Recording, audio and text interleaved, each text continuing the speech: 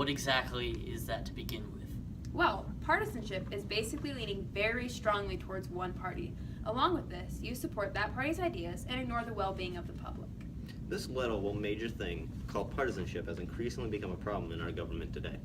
For example, voting for one party solely because of their label rather than their views, and the president leaning towards his party, pushing their ideas and laws forward. A few things that have an impact on partisanship include roles of Congress and roles of the president.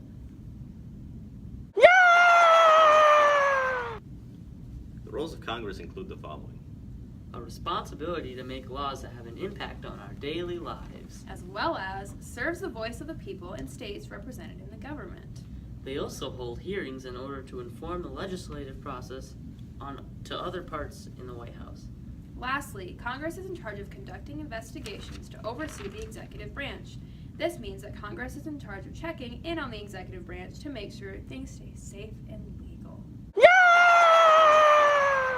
I know, Jonah, it's exciting stuff. One other thing that has an impact on partisanship is our president and the roles they take on throughout their overjoyous, grand, impacting journey. All right, stop it, Jonah. It's really not that exciting. Gosh. Up next, Roles of the president. To start things off, our president has many roles. In fact, he can be considered as one of the most powerful men in the world. Holy buckets, that's insane. The first role is the head of state. This means the president is a representation of our nation and performs important duties with other countries. Next is chief executive. As chief executive, the president assigns members of Congress, has the right to remove people, and finally sees the laws from Congress are carried out. As chief guardian of the economy, the president is responsible for submitting a yearly budget report to Congress, and other things, of course. Wow, wow, wow. Now that just sounds crazy exciting. Tell me about it. Alrighty, next, the fourth role of the president is the party leader. This role includes the following duties: helping his party raise money, select the party's head chairperson, and appoints members of their party to government jobs. Wow, Jordan, you're so smart. Another role of the president is chief diplomat. This role requires the president to negotiate and sign treaties and make decisions about the U.S.'s relations with other countries. Next, we have the sixth role, chief legislator. The president is expected to work with Congress on bills he wants to see passed and propose legislation. Neat.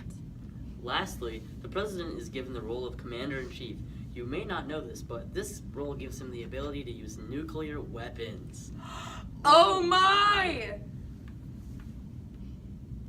Ooh, guys, I have a great idea for a short-term solution on decreasing partisanship. What? What if we apply term limits for both senators and representatives in office? And how do you think that's going to solve anything, Jordan? This would allow for more people to shuffle in and out of our government, giving us new perspectives, ideas, and solutions. Term limits would help reduce partisanship over time. Jordan, that's just such a neat idea. Plus, it can be put in place in the next 6 months. 1, 2, 3, 4, 5, 6. Say it with me, kids. 6 months. And that would prevent members of Congress from making their main goal to appease the overall public instead of the well-being of our country. Yeah! Well, to top your idea, Jordan, I have a long-term idea to permanently fix this problem. And that is? Allowing a third party, like an independent party, play more of a role in our government.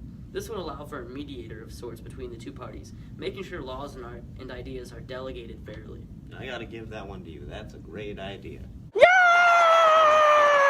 There you have it, folks. Partisanship. Roles of Congress and the president. As well as a few solutions in order to reduce and or get rid of partisanship. Bye. Bye.